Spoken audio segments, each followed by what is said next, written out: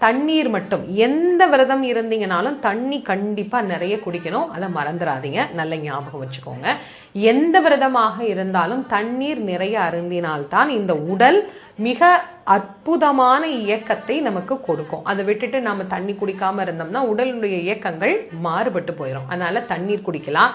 அல்லது பால் விரதம் அப்படின்னு ஒண்ணு உண்டு. அதாவது காலையில முருகனுக்கு அபிஷேகம் பண்ணின பால் அல்லது மாலையில அபிஷேகம் பண்ணின பால், இந்த 2 வேளையும் பால் மட்டும் குடிச்சிட்டு விரதம் இருக்கிறது அப்படின்னு. சிலர் பால் பழ விரதம் அப்படின்னு ஒண்ணு எடுப்பாங்க. அதாவது பாலும் பழமும் சாப்பிட்டுக்கலாம். இப்ப காலையில நம்ம வீட்டுல இருந்தாலும் சரி, கோவில்ல போய் விரதம் இருந்தாலும் சரி, காலையில ஒரு டம்ளர் பால், 2 வாழைப்பழம், இல்லைன்னா ஒரு ஆப்பிள், என்ன பழம் கிடைக்குதோ அந்த பழத்தோட விரதம். இரவுக்கு பழம் பால், மதியம் வேணும்னா ஒரு பழம், இல்லைன்னா விட்டுறலாம். இது பால் பழ விரதம் அப்படின்னு சொல்றது.